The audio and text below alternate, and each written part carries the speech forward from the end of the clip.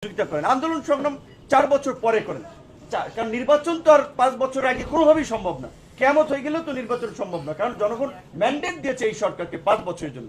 সুতরাং আপনাদের যদি পলিটিক্যাল আপনারা একটা রাজনৈতিক দল হিসেবে সরকারকে চাপে রাখবেন, প্রেশার ক্রিয়েট করবেন, সেটা ভালো, সেটা 4 বছর পরে করেন। হ্যাঁ, বিকজ নূর এই প্রথম ঠিক কথা বলছে।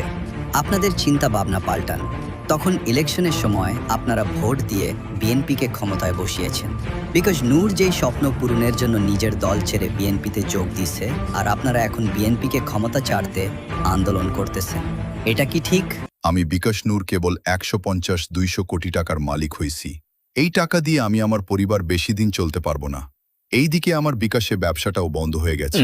আমি চাই বিএনপি সরকার 5 বছর থাকুক। 5 বছরের আগে আমার স্বপ্নটা পূরণ হয়ে যাবে। তখন আমি আমার পরিবার নিয়ে বিদেশে চলে যাব। তখন আর আপনাদের বিকাশ করার জন্য হোয়াটসঅ্যাপ গ্রুপে বিরক্ত করতে হবে না।